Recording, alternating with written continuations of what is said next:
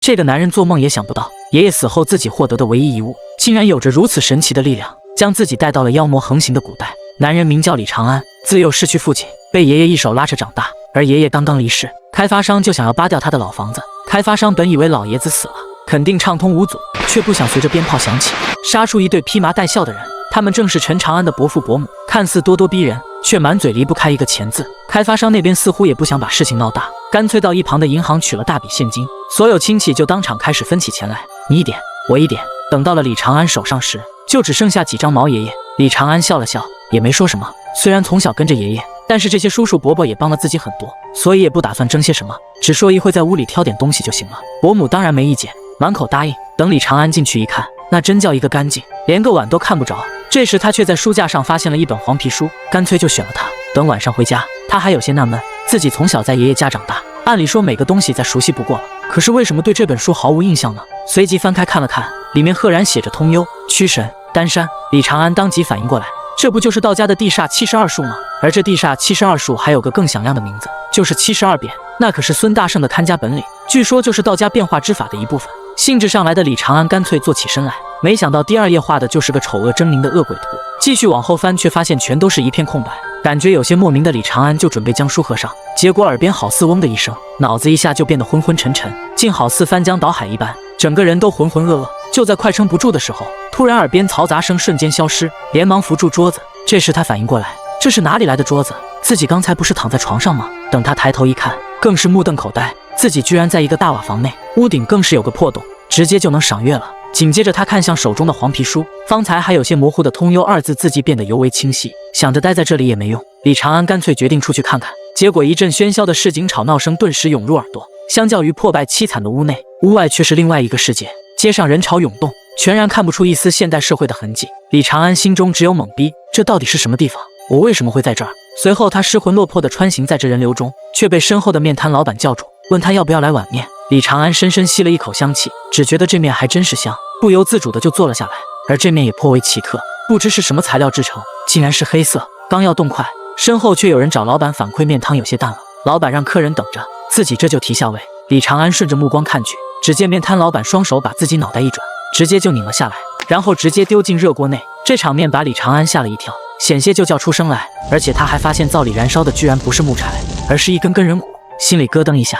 望向街面，远处卖花的小姑娘从篮子里取出一截人手递给顾客，而卖糖葫芦的老汉串的更是一颗颗红彤彤的眼珠子，小孩也是面目狰狞的塞进嘴里。李长安打了个冷战，不敢再看。可是眼前的面又哪里是面，分明是一团泡在水里的头发，上面的葱花却是些乱刀剁过的蛆。他明白这哪里是什么夜市，分明就是鬼市啊！明白过来以后，李长安大气也不敢喘，偷偷查看四周，发现前面的灯光和鬼怪都变少了，应该就是鬼市的尽头，就决定偷偷离开。突然一只手搭在他的肩上，正是老板捧着脑袋走了过来，表示你怎么就想走呢？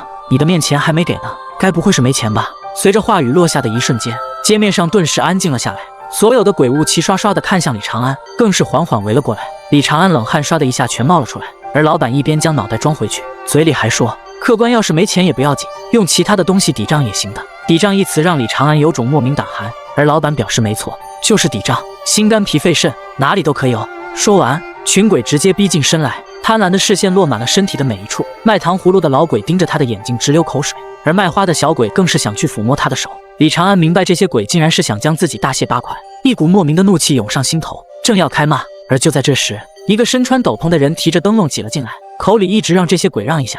等冲进身前，直接掏出一把纸钱拍在老板的身上，表示他的面前我替他给了。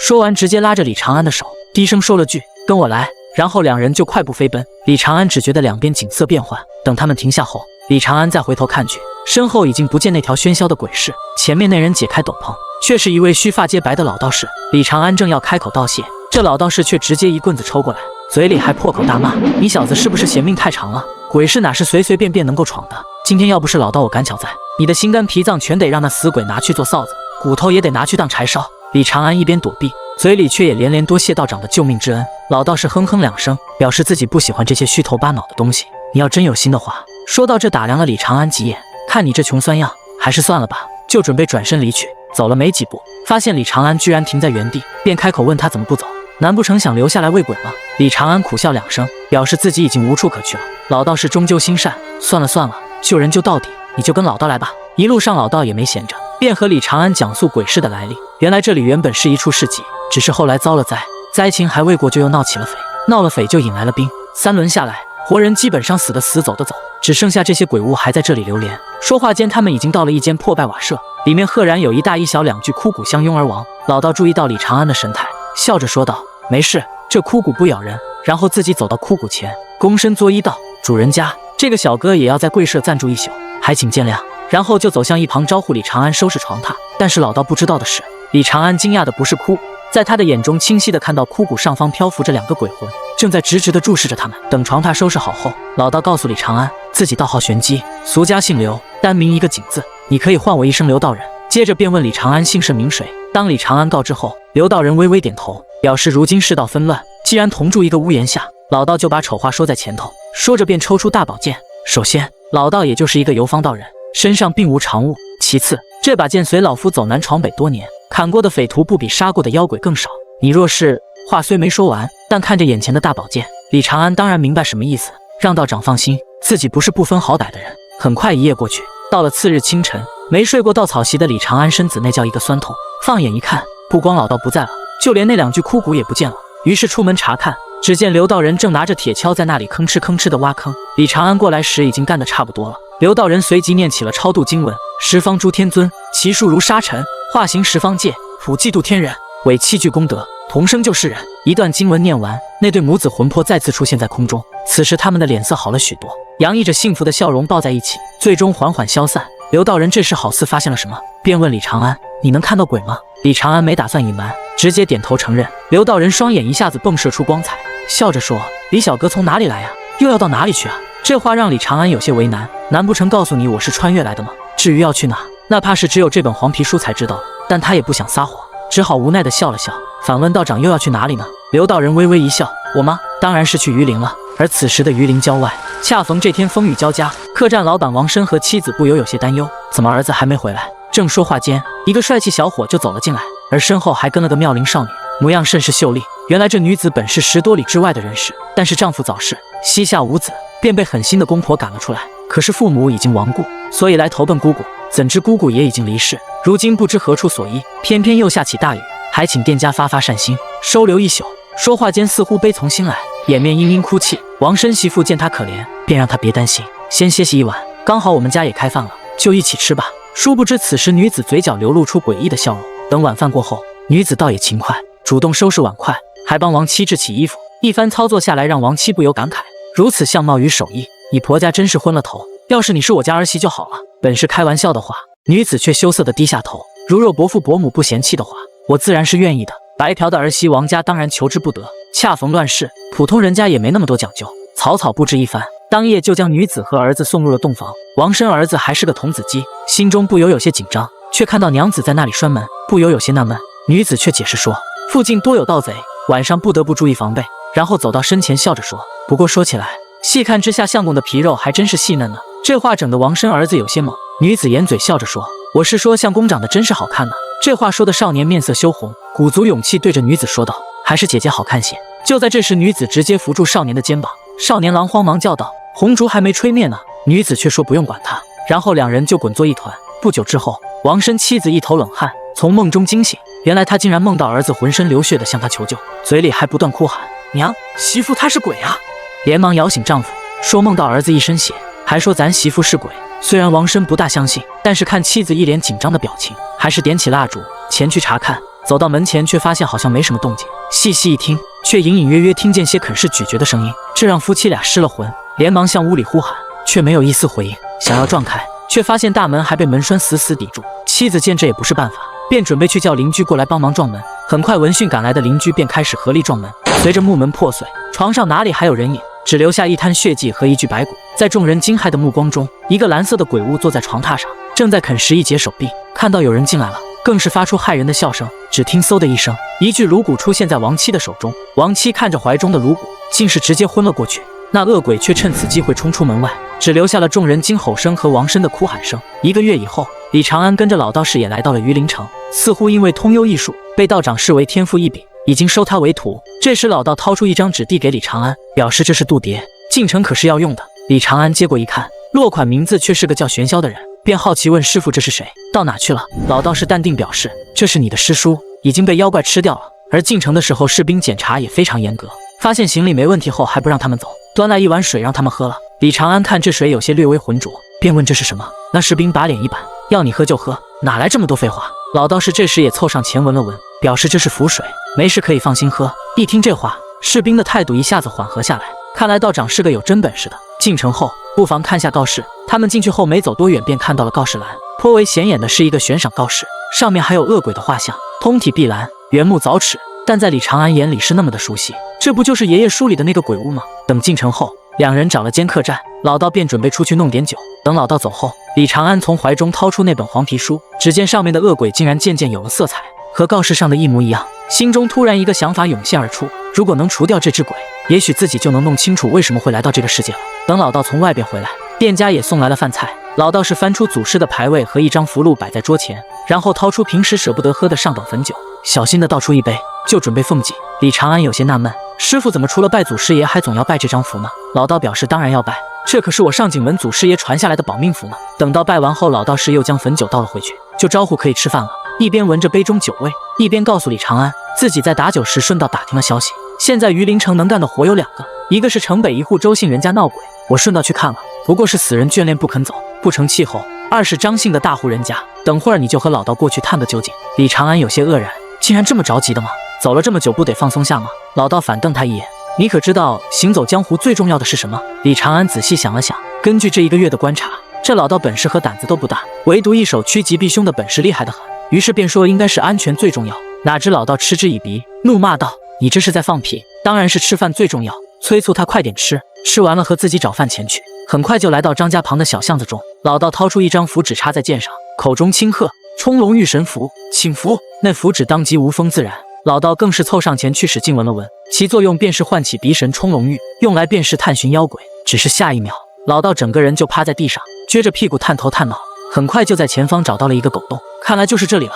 就在这时，他爆发出一声尖叫，猛然跳了起来，不停往鼻下扇风，把李长安吓了一跳。很臭吗？难道是腐尸还是黄皮子？结果老道连连摆头，缓过气来才憋了句是狗屎。看出老道心情不好，李长安连忙跳过这话题，问师傅有妖鬼吗？凶不凶啊？老道轻轻弹去身上灰尘，表示只是小鬼而已，走吧。随为师斩妖除魔去。闻言，李长安应了一声，转身就准备出发，却被老道一把拽回来。李长安一脸懵逼，张家不是这个方向吗？老道士骂道，去什么张家？去城北的周家。而周家这边几个吃瓜大妈正在窃窃私语，议论的对象正是周家母子。原来其丈夫生前就是游手好闲，现在死了还缠着不放，这遭遇不免让人心疼。老道这时也赶了过来，在他感知中能看到一股明显的阴煞之气，口中怒喝，妖孽，还不速速现形！顿时一道身影便显出身形，看热闹的人们顿时吓得连滚带爬跑得远远的，反倒是周家幼儿奶声奶气的喊了声爹爹。老道这时宝剑一指，你还不肯显出你真实的样子吗？随着话语落下，男鬼缓缓转过身，露出恐怖的样子，看来是被乱棍打死的。老道也不再多说，口中念起了超度经文，十方诸天尊，其数如沙尘，化形十方界，普济度天人，伪7句功德，同生救世人。男鬼听闻也是跪下连连磕头，随着经文念诵，男鬼便转世升天而去。事了老道正准备走人，周家娘子却拎了一篮子鸡蛋走了出来，表示多谢道长为自己相公超度，但家里已经没钱了，只能用这些不值钱的东西稍稍抵下法事费用。老道从篮子里拿出一枚鸡蛋，笑着说，区区小事，不足挂齿，有这枚鸡子也就够了。刚回头，却看到李长生从远处跑来，还高兴地说帮师傅接了黄榜。老道顿时有些发毛，还没等说些什么，一个自称张府管家的人一把抱住了他的大腿，连连哀求道长先尊救救自家老爷吧。刘道人一边让他稍安勿躁，修道之人怎会放任妖邪作祟呢？然后表示自己要和徒弟商量一下，随后便把李长安拉到一边，低声质问，你小子瞎搞什么名堂？李长安也是有些诧异，师傅，你不是说就一只小鬼吗？这话让老道士更生气了，小鬼怎么了？小鬼就不凶吗？你赶紧去把这事给推了。可李长安却定定站在原地没有动弹，反倒问起刘老道，师傅，不知道周家的法事你得了多少报酬？闻言老道也有些尴尬，轻咳两声，我平时怎么教你的？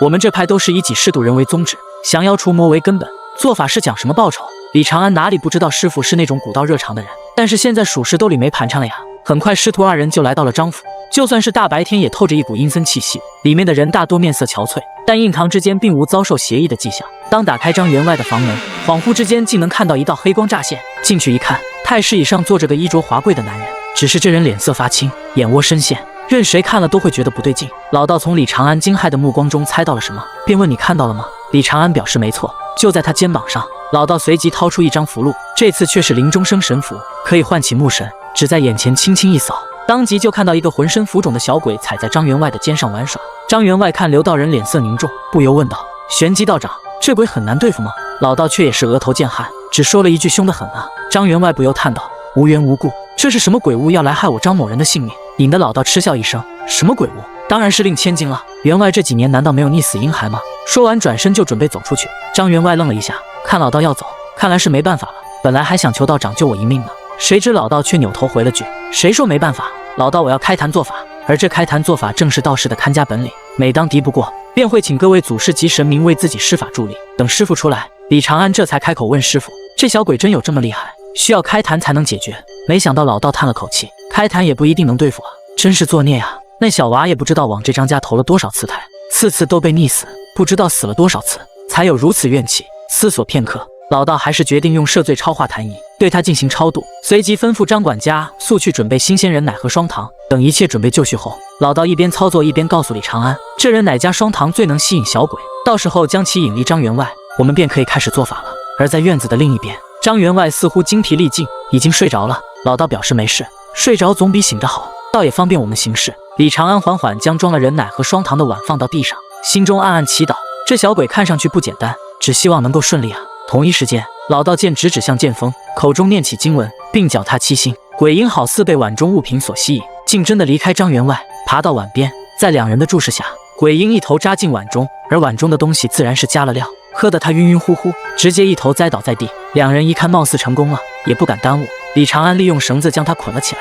老道更是走至身前，继续念诵超度经文。随着仪式进行，李长安发现鬼婴的上半身已经逐渐不肿了，看来只要等师傅完成超度就行了。但是哪有那么简单？就在这时，张员外却醒了过来，看到眼前的一切，吓得大叫一声。李长安知道这回糟了，果然叫声惊醒了鬼婴。此时的他更是怒火中烧，直接崩开绳索，朝着刘道人急速冲了过来。刘道人压根躲闪不及，心中只有一个想法：看来无命休矣啊！但是下一刻，一只手却从旁边伸出来，死死抓住了鬼婴的脖子。正是李长安及时赶到，老道士反应过来，李长安这小子不仅能看到鬼，还能触摸到鬼，看来老道我这条命算是被救下来了。但是鬼婴挣扎了一会之后，突然停下了动作。李长安不喜反忧，莫非又要来什么幺蛾子？果然，随着一阵咔咔声，鬼婴的脖子来了个180度转弯，露出恐怖獠牙，朝着李长安撕咬过去。李长安连忙掏出一块糖块准备丢过去，这正是穿越前从酒席上拿的，之前给奶水加料的时候，顺手给糖块也弄了些，还真派上用场了。等到糖块进嘴，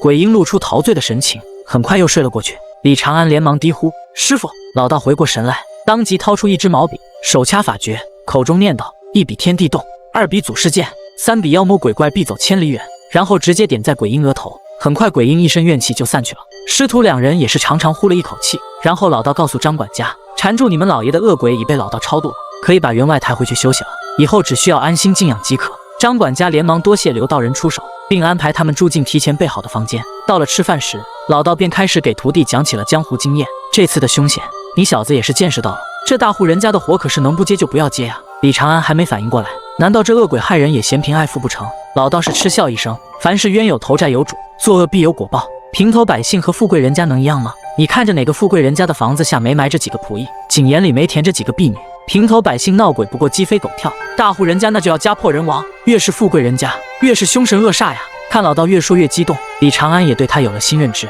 没想到还是个老愤青呢。随即突然问道：“那城门上悬赏的蓝皮恶鬼又如何？”老道士却也不知道徒弟心中所想，表示那蓝皮恶鬼可不简单，凶得很啊。根据榜文所说，他已经有了尸体，恐怕是修行有成的大鬼，就算换作夜叉也未尝不可呀。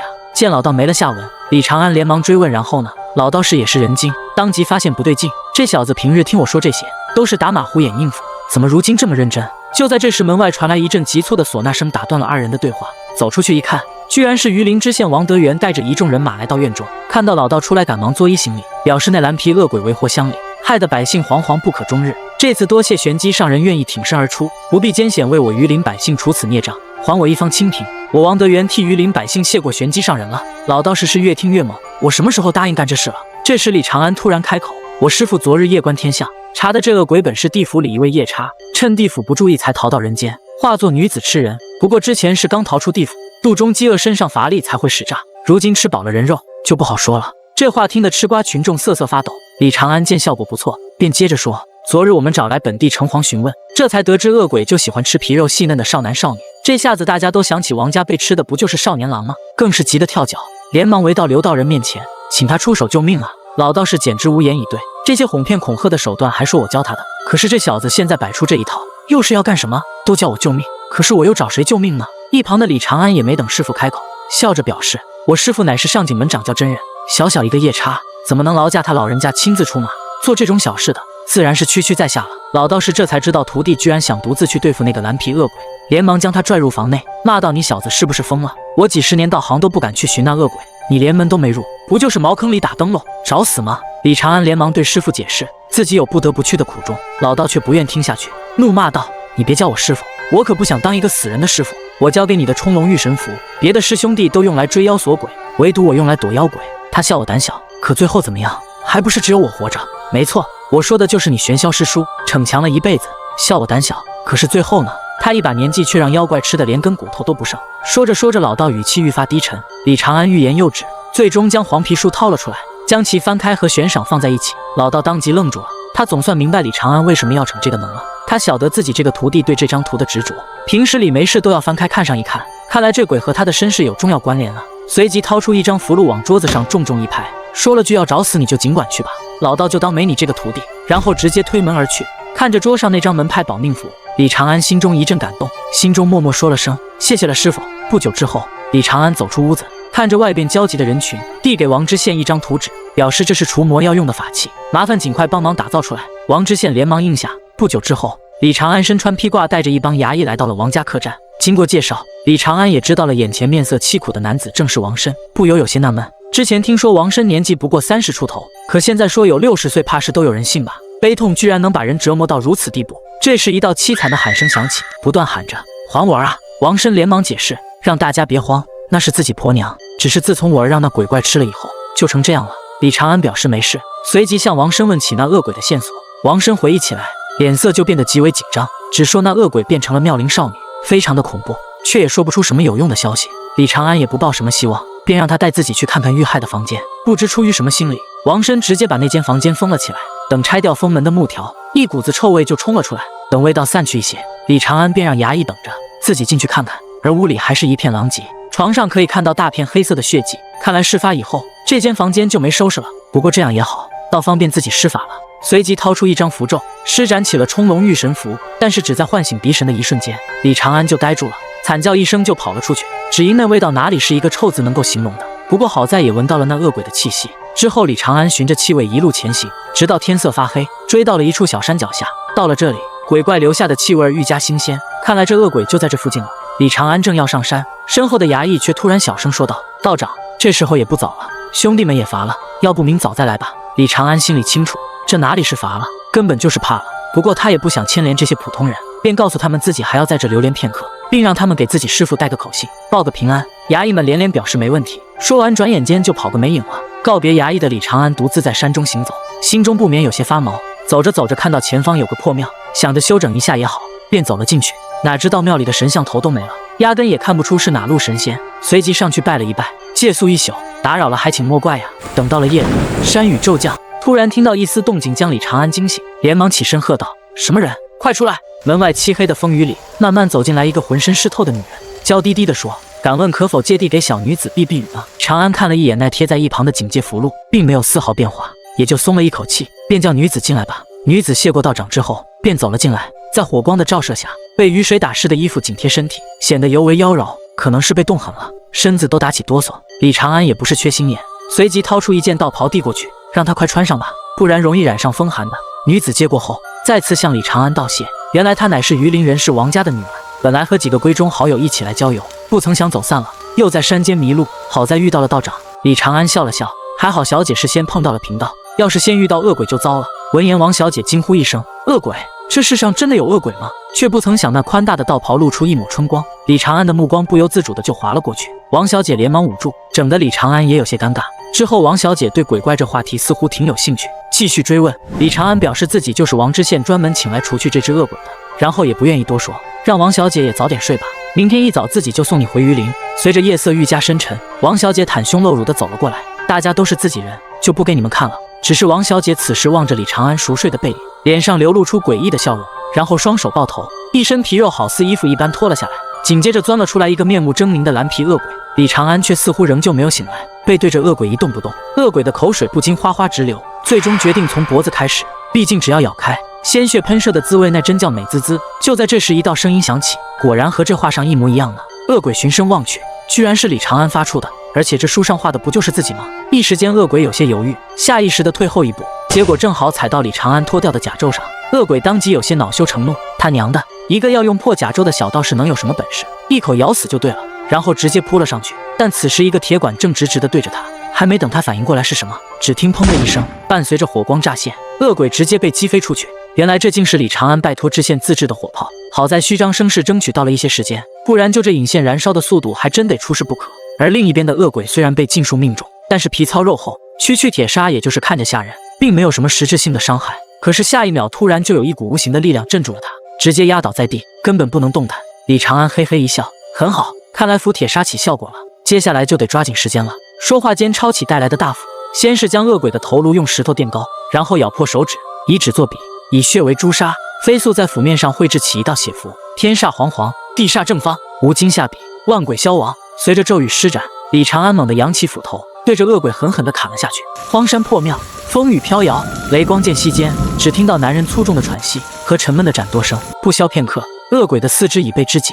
李长安倒不是有什么特殊癖好，纯粹是保险起见。此时的他喘了口气，觉得也差不多了，便准备来最后一击。随着斧刃落下，恶鬼脑袋直接滚到脚下，他这才一屁股坐了下来。刚歇一会，便想起那本黄皮书，说不定上面有什么变化。结果在书本旁还看到了恶鬼留下的人皮，不过也没工夫多看，连忙打开书本。只是让他愕然的是，压根没一点变化。不信邪的他又里里外外的翻查起来，却没发现。就在这时，恶鬼尸体却在缓缓消融，直至化为一滩血水。突然，时隔1月，一股熟悉的眩晕感再次袭来。等反应过来以后，李长安发现自己居然又回到了现代社会。还没反应过来怎么回事，房门就被大力撞开。原来是大伯以为有贼，这才跑了进来。结果发现居然是自家侄子，而且身上还造成这副德行，也是非常震惊。李长安打着哈哈，表示说来话长，这才搪塞过去。而那间破庙，在李长安离开后不久，却迎来了新客人，正是他的师傅刘道人。只见他一边小心翼翼地走进破庙，一边低声招呼李长安，却无人回应。映入眼帘的却是满地血迹和空荡荡的甲胄。瞬间，老道士似乎苍老的许多，口中喃喃自语：“怎么会这样？你这臭小子，怎么就不听我的劝啊？”而另一边，李长安此时正在爷爷墓前，他经过一番思量，还是决定把这黄皮书买了，让他留在爷爷身边。相比那个虽然刺激，但是朝不保夕的世界，李长安宁愿选择现在这个平凡却也平平安安的世界。只是唯一对不起的就是师傅了。可是命运来袭时，如同荒野中遭遇瓢泼大雨，卑微的凡人又能在何处躲避？当晚，李长安便接到房东的电话，说房子要收回去给儿子结婚，让他尽快搬出去吧。没办法，第二天李长安便踏上找房子的路程，内心不禁暗想，虽然去了那边1个多月，这边只过了7、8天，但是毕竟旷工那么久，工作早就丢了，还真是屋漏偏逢连夜雨啊。正在思量间，一个大妈招呼他：“小伙子，是来租房的吗？”李长安表示没错。大妈那边也是很热情，便问准备租哪栋的房子，自己帮忙指路。哪知当李长安说出是2栋1单元404时，不光大妈，就连一旁下棋的大爷都惊住了。大妈迟疑了片刻，刚想说那房子有点玄乎，一个瘦瘦的身影就出现了，并终止了对话。原来他就是房东。表明身份后，就拉着李长安上楼，表示自己都等半天了，咱们边走边说。等到了门口，看着这架势，李长安也意识到问题了。门上不但挂着镜子和拖把，大门还贴了个钟馗降魔图。而这地段3室1厅的房子才租1000块，看来确实是有猫腻呢。看李长安沉默不语，房东笑着说：“这房子以前是自己老丈人的，老人家比较封建迷信，还请见谅啊。”等进去后，更是一股子霉味直窜鼻尖。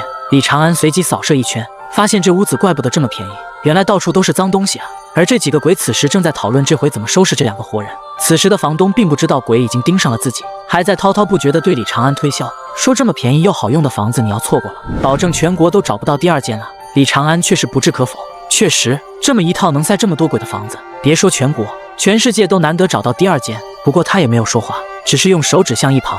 房东疑惑转头望去，只见推拉门竟然自己关上了，然后窗户也自动合上，吓得他顿时脸色一片煞白，话都说不直，告诉李长安这应该是风太大了，要不我们去外面吧。